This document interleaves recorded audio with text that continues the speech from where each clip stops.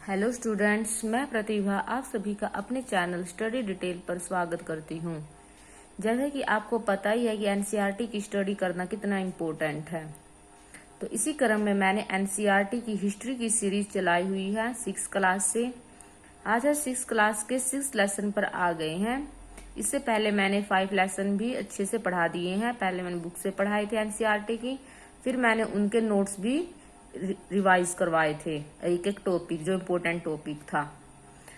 तो जो हमारे पहले 5 लेसन थे वो किसके बारे में थे, एक बार पहले हम उसको डिटेल टॉपिक वाइज देख लेते, सीरीज वाइज। पहले हमने पढ़ा था पूरा पाषाण के बारे में पढ़ा था, फिर नवपाषाण के बारे में पढ़ा था हमने, हड़प्पा सभ्यता के बारे में पढ़ा था हमने, फिर महापाषाण के बारे में पढ़ा था। बड़े बड़े पत्थरों का इस्तेमाल होना शुरू हो गया था कब्र में 3000 साल पहले। हमने महापाषाण काल के बारे में पढ़ा था। फिर हमने ऋग्वैदिक काल के बारे में पढ़ा था। ऋग्वेद की रचना होनी स्टार्ट हो गई थी लगभग 3500 साल पहले। ठीक है, 3500 साल पहले ऋग्वेद की रचना शुरू हो गई थी। फिर जो नए राज्य बनने स्टार्ट हो गए थे वो 3000 साल पहले नए राज्य यानी कि जनपद बनने स्टार्ट हो गए थे। जनपद के बाद फिर महाजनपद, ये सब नए नए राजा बनने शुरू हो गए थे। तो इसी क्रम में आज हमारा 6 लेसन है राज्य, राजा और एक प्राचीन गणराज्य। ठीक है, राज्य बनने लग गए थे राजा, और एक गणराज्य भी बनना शुरू हो गया था। जैसे हमने पिछले लेसन में ऋग्वेद के बारे में पढ़ा था, ऋग्वेद बन गए। ऋग्वेद के बाद अब आगे हम सामवेद, यजुर्वेद, अथर्ववेद इनके बारे में पढ़ेंगे। ये उत्तर वैदिक काल के ग्रंथ हैं। ठीक है, तो अब देखते हैं सबसे पहले कुछ लोग शासक कैसे बने। लगभग 50 वर्षों से हम अपने शासकों का चुनाव मतदान के जरिए करते आ रहे हैं। 50 वर्ष हो गए, 50 से ज्यादा हो गए, लेकिन बहुत लोग शासक कैसे बनते थे। हमने अध्याय 5 में पढ़ा कि कुछ राजा तो संभवतः जन यानी लोगों द्वारा चुने जाते थे। सबसे पहले लोग चुनते थे। ऐसा नहीं था कि राजा का आगे पुत्र होगा, वो राजा बन गया फिर उसका पुत्र, ऐसे नहीं होता था पहले। फिर धीरे धीरे 3000 साल पहले राजा बनने की प्रक्रिया में कुछ परिवर्तन दिखाई दिए। पहले तो लोग चुनते थे, जन चुनते थे, लेकिन 3000 साल पहले कुछ परिवर्तन दिखाई दिए। कुछ लोग बड़े बड़े यज्ञों को आयोजित कर राजा के रूप में प्रतिष्ठित हो गए। वो सोचने लगे कि तो हम ही राजा हैं, हमारा परिवार ही आगे राजा बनेगा, और बड़े बड़े यज्ञ करवाने लग गए 3000 साल पहले। अश्वमेध यज्ञ हम सबने सुना है। अश्वमेध यज्ञ एक ऐसा ही आयोजन था। इसमें एक घोड़े को राजा के लोगों की देख रेख में स्वतंत्र विचरण के लिए छोड़ दिया जाता था। इस घोड़े को किसी दूसरे राजा ने रोका तो उसे वहां अश्वमेध यज्ञ करने वाले राजा से लड़ाई करनी पड़ती थी। अगर किसी ने रोक लिया, अगर किसी ने नहीं रोका तो वहां से अपने इलाके में से जाने दे दिया, तो समझो इसका मतलब उसने उसकी गुलामी स्वीकार कर ली उस राजा की। तो इसका मतलब होता था कि अश्वमेध यज्ञ करने वाला राजा उनसे ज्यादा शक्तिशाली था अगर किसी ने घोड़े को जाने दिया। इसके बाद उन राजाओं को फिर यज्ञ में आमंत्रित भी किया जाता था जो गुलामी स्वीकार कर लेते थे। यह यज्ञ विशिष्ट पुरोहितों द्वारा संपन्न किया जाता था। पुरोहित होते थे, ठीक है, वही यज्ञ संपन्न कराते थे। इसके लिए उन्हें उपहारों से सम्मानित किया जाता था, उपहार दिए जाते थे। अश्वमेध यज्ञ करने वाला राजा बहुत शक्तिशाली माना जाता था। यज्ञ में आमंत्रित सभी राजा उस राजा के लिए उपहार लाते थे। ठीक, यहाँ पे थोड़ा मिटा होता, इसको तो नहीं कि उस राजा के लिए उपहार लाते थे जो अश्वमेध यज्ञ जीत जाता था, तो उसके दूसरे राजा के लिए जिसकी वो गुलामी स्वीकार कर लेते थे उसके लिए वो उपहार लाते थे। इन सभी आयोजनों में राजा का मुख्य स्थान होता था। राजा का सबसे जो जिसने सारे इलाके जीत लिए उसको मुख्य स्थान पर बिठाया जाता था। उसे राज सिंहासन या बाघ की खाल के एक विशेष आसन पर बिठाया जाता था। राज सिंहासन पर बिठाया जाता था। युद्ध क्षेत्र में राजा का सारथी ही उसका सहचर होता था। सहचर मतलब साथ चलने वाला। यज्ञ के अवसर पर वह राजा की विजयों और अन्य गुणों का गान भी करता था। जब यज्ञ होता था तो उसकी विजय को किसने, राजा ने, हमारे राजा ने ये किया, ऐसे युद्ध जीता, वो किया। ठीक है, राजा के सगे संबंधी खासकर उसकी रानियों और पुत्रों को भी छोटे छोटे अनुष्ठान करने होते थे। सब कुछ न कुछ अनुष्ठान करते थे। अन्य सारे आमंत्रित राजाओं का काम सिर्फ बैठकर यज्ञ की पूरी प्रक्रिया को देखना भर था। वो सिर्फ देखते थे, ठीक है, क्योंकि उन्होंने गुलामी स्वीकार कर ली है और वो यज्ञ में आए हैं, यज्ञ को देखने आए हैं। राजा के ऊपर फिर पुरोहित पवित्र जल के छिड़काव के साथ साथ अन्य कई अनुष्ठान करता था।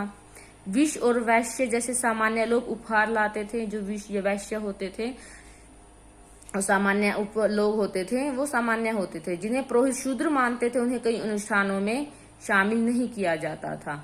ठीक है, उन्हें नहीं शामिल किया जाता था। शूद्र होते थे जैसे ब्राह्मण, क्षत्रिय, वैश्य। वैश्य वो होते थे जो खेती करते थे, व्यापारी वगैरह होते थे, ये वैश्य लोग होते थे। शूद्र उनको बिल्कुल अछूत मानते थे, उनको नहीं आने देते थे। वैश्य लोगों को तो आने देते थे। फिर हो गया उस समय वर्ण। वर्ण की भी बनना स्टार्ट हो गया था। लोगों ने, पुरोहितों ने लोगों को वर्ण के आधार पर विभाजित कर दिया था। ठीक है, हमने ऋग्वैदिक काल में पढ़ा था। ऋग्वैदिक काल में कोई वर्ण नहीं थे, सिर्फ वहां पे 2 शब्दों का इस्तेमाल हुआ था। पुरोहित का इस्तेमाल हुआ था, ब्राह्मण का, राजा का हुआ था इस्तेमाल, जन का और विश्व का इस्तेमाल हुआ था, वैश्य का। ठीक है, इन शब्दों का, 2 शब्दों का इस्तेमाल हुआ था। लेकिन 4 जो शब्द बने गए थे वो ऋग्वेद काल के बाद आए थे। इस समय उत्तर भारत में खासकर गंगा यमुना क्षेत्र में कई ग्रंथ रचे गए। ऋग्वेद के बाद रचे होने के कारण ये उत्तर वैदिक ग्रंथ कहे जाते हैं। ऋग्वेद के बाद आए थे ये।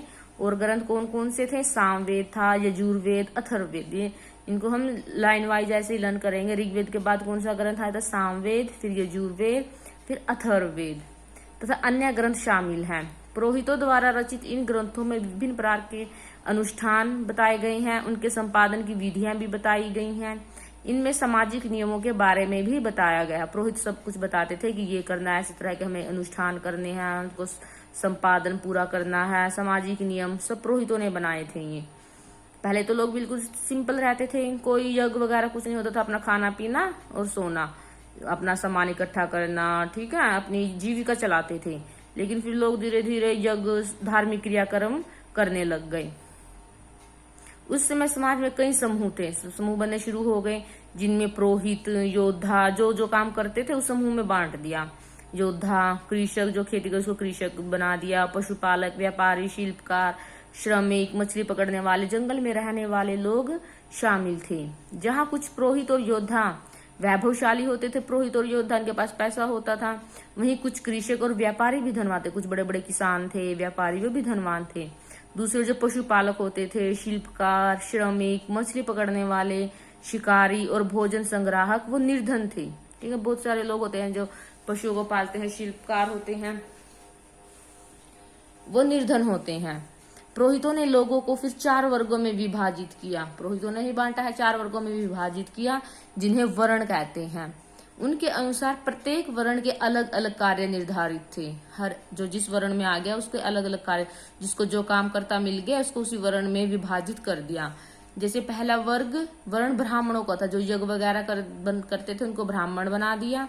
उनका काम वेदों का अध्ययन, अध्यापन और यज्ञ करना था, जिनके लिए उन्हें उपहार मिलते थे। यज्ञ कराते थे, फिर बाद में उनको उपहार मिलते थे। दूसरा स्थान फिर शासकों का था, जिन्हें क्षत्रिय कहा जाता था। शासकों को क्षत्रिय कहते, राजा को।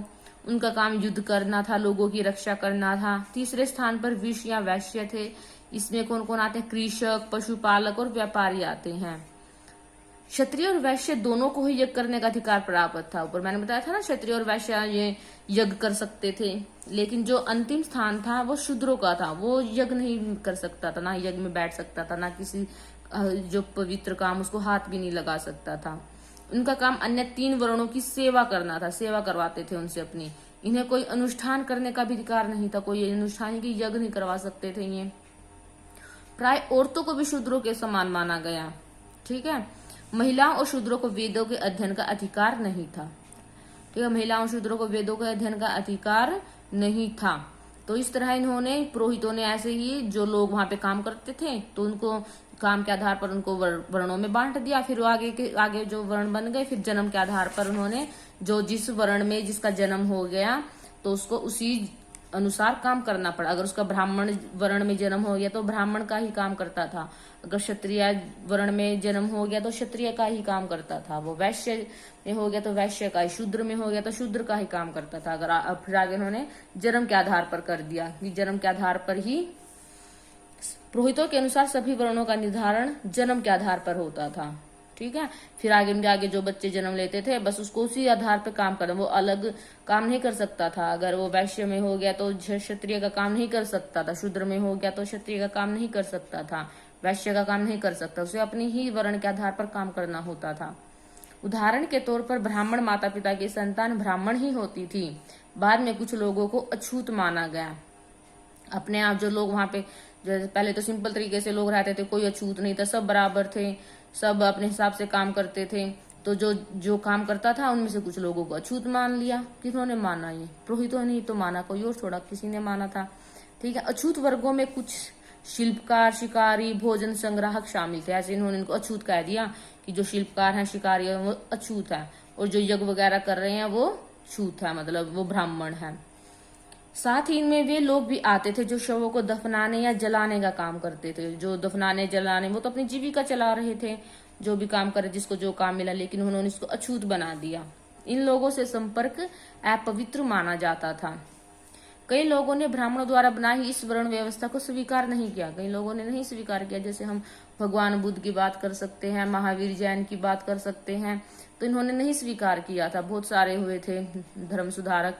कुछ राजा स्वयं को पुरोहितों से श्रेष्ठ मानते थे। कुछ लोग जन्म के आधार पर वर्ण निर्धारण सही नहीं मानते थे।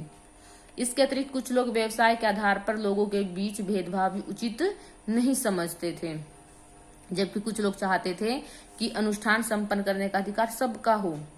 कई लोगों ने छुआछूत की आलोचना की। इस उपमहाद्वीप के पूर्वोत्तर क्षेत्र जैसे कई इलाकों में सामाजिक आर्थिक असमानता बहुत कम थी। पूर्वोत्तर क्षेत्र में हम बात कर सकते हैं असम, मेघालय, मणिपुर, मिजोरम, इनमें जहाँ पर हमारे 7 सिस्टर स्टेट है, वहां पर कम थी। यहाँ पुरोहितों का प्रभाव भी बहुत सीमित था, यहाँ पे नहीं था। पुरोहितों सिर्फ अपनी ही प्रतिष्ठा को ऊंचा बनाना चाहते थे। फिर है, हम देखते हैं जनपद। जनपद बनने लग गए। पुरोहितों ने समाज को 4 वर्णों में बांट दिया, फिर धीरे धीरे जनपद बनने लग गए। राजा अपने आप को राजा समझने लगे, बस हम ही राजा हैं, हमारा कोई चुनाव नहीं होगा, आगे हमारी पीढ़ी ही राजा बनेगी। महायज्ञों को करने वाले राजा अब जन के राजा न होकर अब वो जनपद के राजा माने जाने लगे। जनपद का शाब्दिक अर्थ क्या होता है? जन के बसने की जगह होता है। जहां पर जन ने पैर रख दिया, पद पैर, वहां पे उसकी बसने की जगह जनपद कहते हैं। कुछ महत्वपूर्ण जनपद मानचित्र 4 में दिखाए गए हैं। यहाँ पे हम देख लेते हैं कौन कौन से जनपद थे। जैसे यहाँ पे महत्वपूर्ण जनपद, सारे नहीं दिए, वैसे तो 16 महाजनपद थे, इन्होंने कुछ जनपद दिए हैं, महाजनपद और नगर दिए हुए हैं। तो इसमें हम कुछ महत्वपूर्ण देख लेते हैं। यहाँ पे सबसे पहले तक्षशिला दिया हुआ, ये राजधानी है, गांधार की राजधानी है तक्षशिला। जो बिल्कुल जो ब्लैक डॉट के पास है वो राजधानी है, ये गांधार की राजधानी है तक्षशिला। फिर हम कुरु को देख सकते हैं। यहाँ पे कुरु की राजधानी वैसे इंद्रप्रस्थ थी, वो दिल्ली में पड़ता है। फिर हस्तिनापुर, ये पांचाल की राजधानी है हस्तिनापुर।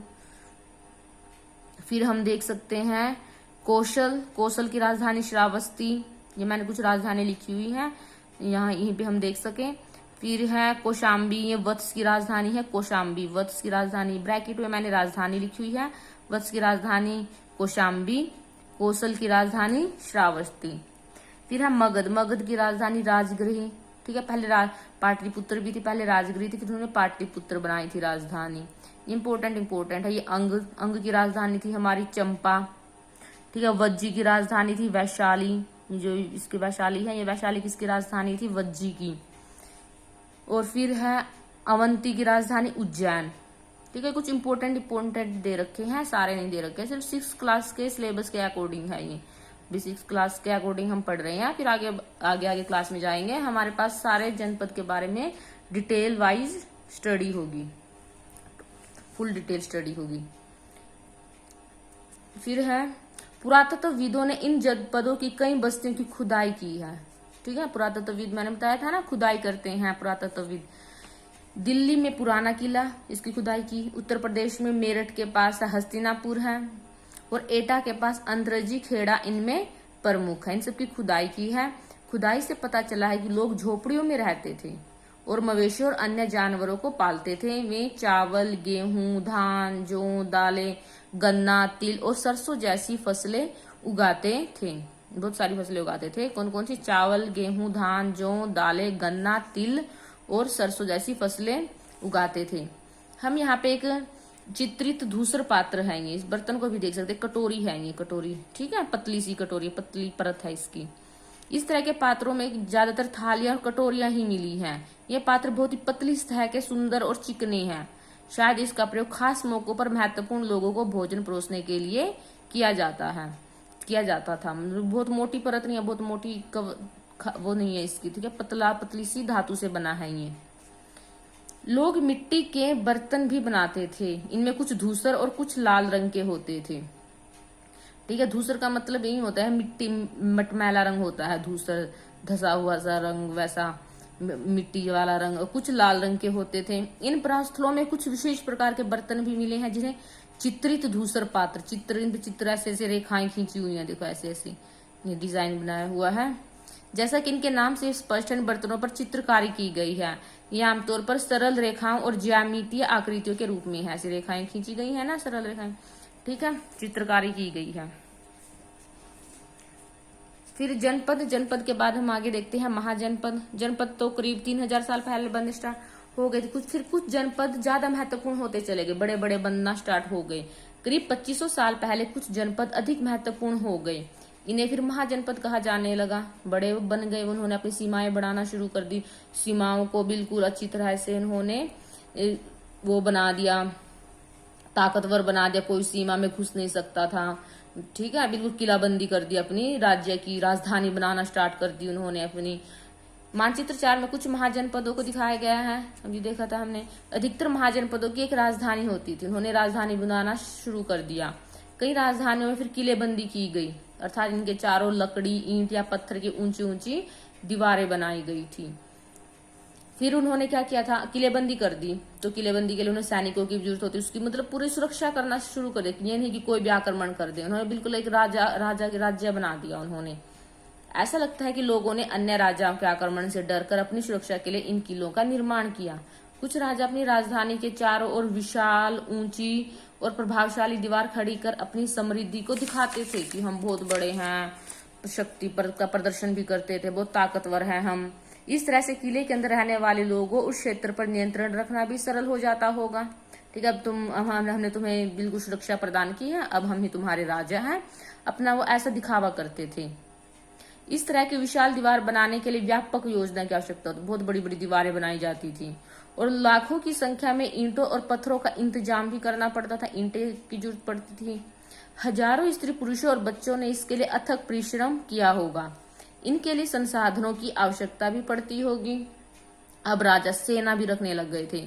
सिपाहियों को नियमित वेतन देकर पूरे साल रखा जाता था, उनको नियमित वेतन दिया जाए। पहले तो क्या होता था, जनपद में था, आम लोगों को ही सेना के लिए तैयार कर, जब सेना की जरूरत होती थी तो आम लोगों को ही सेना में बुला लिया जाता था। लेकिन अब क्या हुआ, नियमित वेतन देकर पूरे साल रखा जाता था। हमने ऋग्वेद काल में पढ़ा था ना। कुछ भुगतान संभवतः आहत सिक्कों के रूप में, फिर उनको सिक्कों, पैसों के रूप में, जैसे आजकल पैसे के रूप में भुगतान करते हैं ना, उसमें आहत सिक्के, सबसे पुराना सिक्का है आहत सिक्के। सबसे पुराने टाइम में सबसे पहली बार चले थे आहत सिक्के। इन सिक्कों के बारे में हम अध्याय 9 में पढ़ेंगे। ठीक है, आज डिटेल आहत सिक्के होते थे, इसमें कुछ आहत कर कुछ चित्र बनाए गए थे उसमें। जैसे इसमें पूछा हुआ है, महाजनपदों के राजा ऋग्वेद में उल्लेखित राजा से किस प्रकार भिन्न थे। नहीं था कि उस समय जो सेना थी वो परमानेंट सेना नहीं होती थी, जब हम जरूरत पड़ती थी तो आम आदमी वही सेना का, सैनिक का काम करता था। ये फिर दीवार बनाई गई है, कौशाम्बी किले की दीवार है, देखो कितनी ऊंची दीवार, कितनी मोटी दीवार है, मजबूत है बिल्कुल। यह चित्र आधुनिक उत्तर प्रदेश के इलाहाबाद के पास मिली ईंट की दीवार का एक अवशेष है सिर्फ। इसके एक भाग का निर्माण संभवतः 2500 साल पहले हुआ था। ठीक है, 2500 साल पहले महाजनपदों का निर्माण शुरुआत हुई थी। फिर कर भी वसूलने लग गए थे। अब राजा इतना खर्चा करते थे राजा, तो उनको कर की भी जरूरत पड़ती थी। महाजनपदों के राजा विशाल किले बनवाते थे और बड़ी सेना भी रखते थे, इसलिए उन्हें प्रचुर संसाधनों की आवश्यकता होती थी। इसके लिए उन्हें कर्मचारियों की भी आवश्यकता होती थी। अतः महाजनपदों के राजा लोगों द्वारा समय पर लाए गए उपहारों पर निर्भर न रहकर अब नियमित रूप से कर भी वसूलने लग गए। यानी कि उपहारों से उनका काम नहीं चलता था, उन्हें बहुत सारे पैसे की जरूरत पड़ती थी, क्योंकि उनका खर्चा बहुत ज्यादा हो गया था। बहुत बड़ी बड़ी दीवारें, किलेबंदी करते थे, राजधानियां बनाते थे, अपनी विशाल राजधानियां। ठीक है, अब सबसे पहले फसलों पर लगाए गए कर सबसे महत्वपूर्ण थे, क्योंकि अधिकांश लोग कृषक ही थे, ज्यादातर लोग तो कृषक ही थे। तो उनकी उपज का 1/6वां हिस्सा कर के रूप में निर्धारित किया जाता था, जिसे भाग कहा जाता था।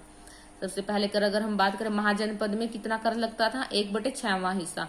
1/6वां हिस्सा मतलब क्या है, पूरी फसल के 6 हिस्से कर दिए जाते थे और उसके 6 हिस्सों में से एक हिस्सा कर के रूप में राजा को दिया जाता था। जितनी 1 एकड़ जमीन में फसल तैयार हो गई मान लो, उसके 6 हिस्से कर दिए, 1 2 3 4 5 6 हिस्से कर दिए।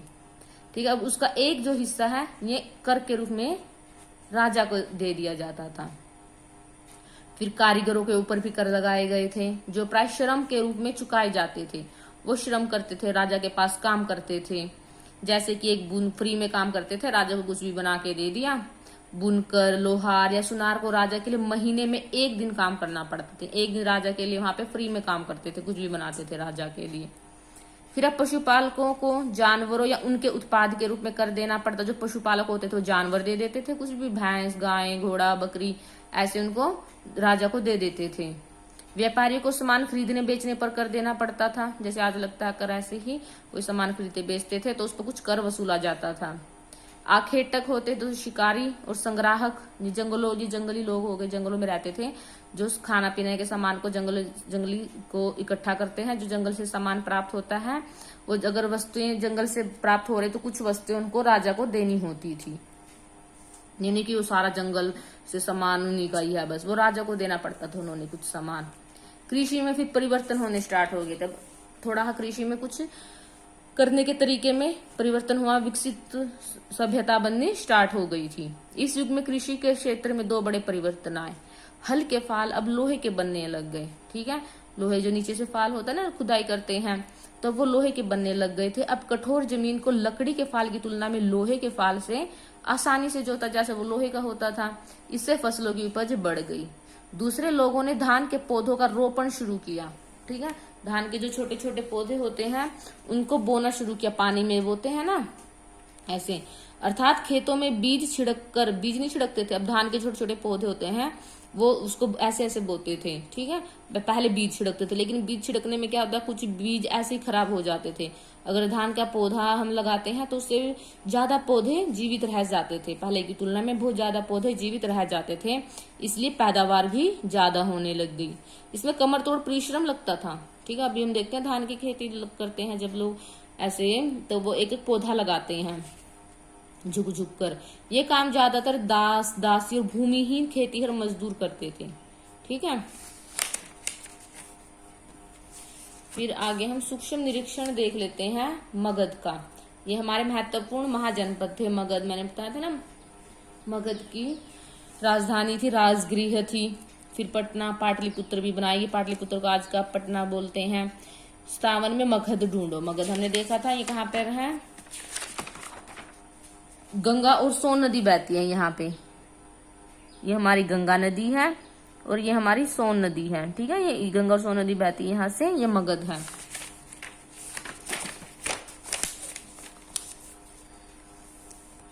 लगभग 200 सालों के भीतर मगध सबसे महत्वपूर्ण जनपद बन गया था। गंगा और सोन जैसी नदियां मगध से होकर बहती थी। ये यातायात, नदियों से हम यातायात करते थे, जल वितरण होता था, जमीन को उपजाऊ बनाने के लिए महत्वपूर्ण होती थी नदियां। मगध का एक हिस्सा जंगल से भरा था, जंगल भी थे यहाँ पे। इन जंगलों में रहने वाले हाथियों को पकड़कर उन्हें प्रशिक्षित कर सेना के काम में भी लगाया जाता था। यही नहीं, जंगलों से घर, गाड़ियां और रथ बनाने की लकड़ी भी मिलती थी।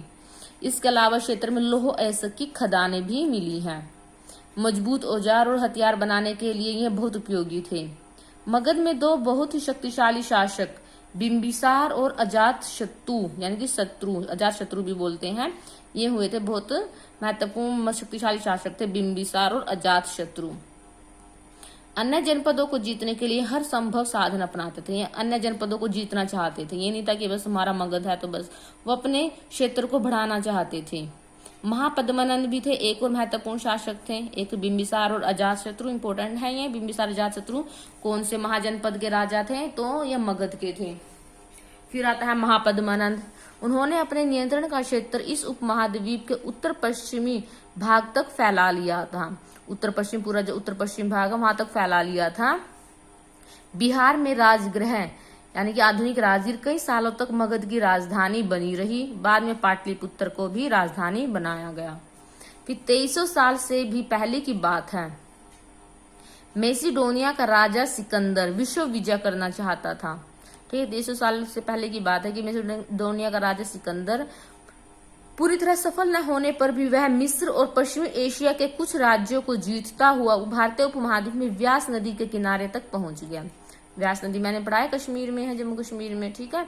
जैसे ऊपर है हमारे सिंधु, झेलम, चिनाब, रावी, फिर व्यास, सतलज, ठीक है। ऐसी हमारी नदियां हैं। व्यास जम्मू कश्मीर में पड़ती है। वहां तक पहुंच गया। जब उसने मगध की ओर कूच करना चाहा तो उसके सिपाहियों ने इनकार कर दिया। वे इस बात से भयभीत थे कि भारत के शासकों के पास पैदल, रथ और हाथियों की बहुत बड़ी सेना थी। यानी कि वो मगध की ताकत से डर रहे थे। इसकी शक्तिशाली जो सेना थी बहुत ज्यादा, क्योंकि विकसित जो हमारा महाजनपद था बहुत ही महत्वपूर्ण था, ताकतवर बन गया था हमारा मगध में। तो उसकी सेना ने जवाब दे दिया, मना कर दिया। फिर है वज्जी, मगध के ऊपर ही है वज्जी, ठीक है। मगध के ऊपर बोल सकते हैं हम, मगध के ऊपर यानी कि पूर्व में वज्जी है हमारा। वज्जी की राजधानी वैशाली थी। मगध एक शक्तिशाली राज्य बन गया था। इसके नजदीक ही वज्जी राज्य था, एक इसके नजदीक था, जिसकी राजधानी वैशाली थी। वज्जी की राजधानी वैशाली, ऐसे लर्न कर सकते हैं, वज्जी वैशाली।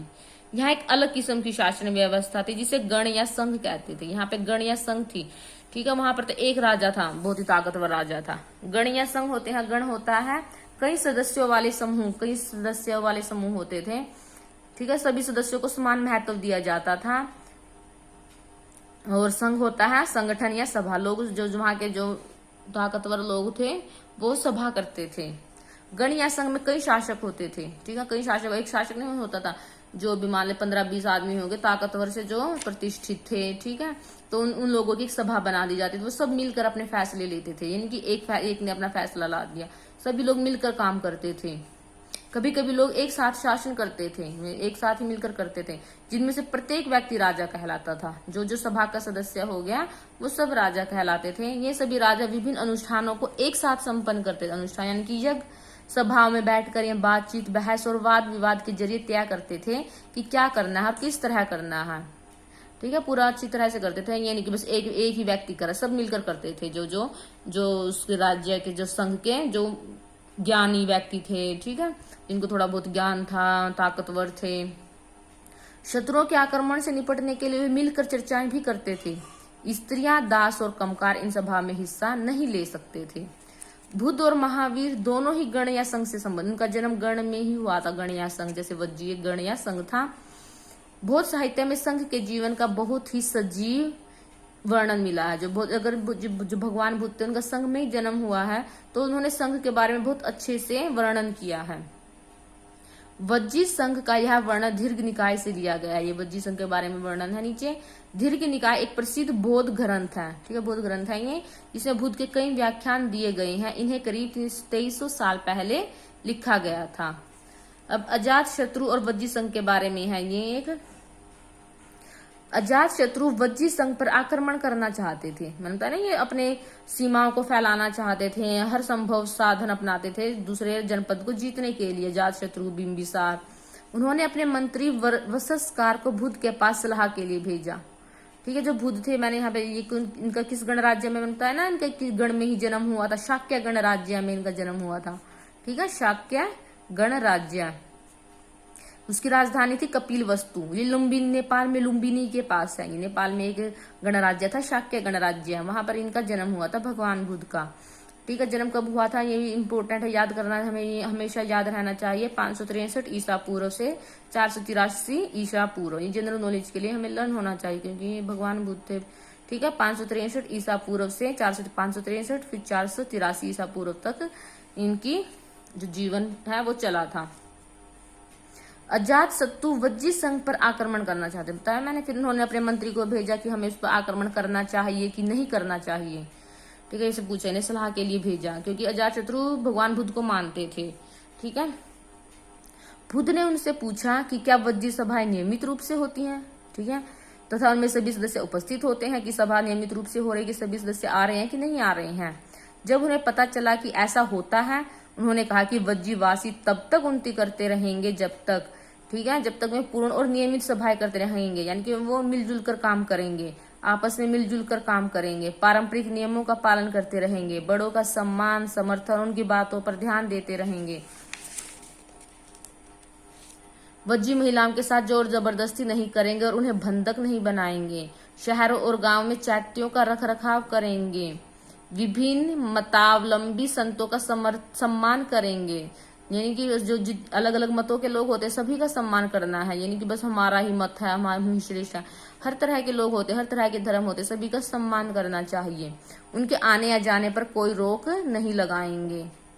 ठीक है, तो उन्होंने इसका पूरा अध्ययन किया। भगवान बुद्ध ने देखा कि वहां पर तो सब कुछ अच्छे से हो रहा है, तो इसका मतलब हम वहां पे युद्ध नहीं जीत सकते जो अजातशत्रु ने भेजा था, तो वहां पर युद्ध करने का कोई फायदा नहीं। वहां पर तो नियमित सभाएं हो रही है, मिलजुल कर रह रहे हैं लोग।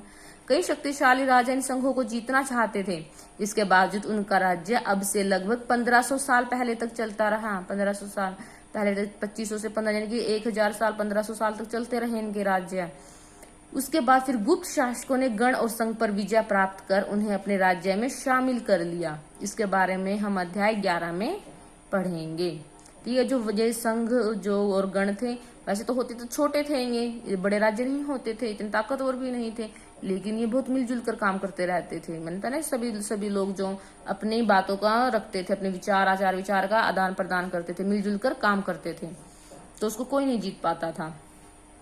फिर अब अन्यत्र में हम देखते हैं, अपने एटलस में यूनान और एथेंस को ढूंढो। ठीक है, लगभग 2500 साल पहले एथेंस के लोगों ने एक शासन व्यवस्था की स्थापना की थी, इसे प्रजातंत्र या गणतंत्र। ठीक है, वही बात हो रही है गणतंत्र की। यह व्यवस्था लगभग 200 सालों तक चली। इसमें 30 साल से ऊपर के उन सभी पुरुषों को पूर्ण नागरिकता प्राप्त थी जो दास नहीं थे, उनको पूर्ण नागरिकता मिली थी। वहां एक सभा थी जो महत्वपूर्ण विषयों पर निर्णय लेने के लिए साल भर में कम से कम 40 बार बुलाई जाती थी। इस सभा में सभी नागरिक भाग ले सकते थे।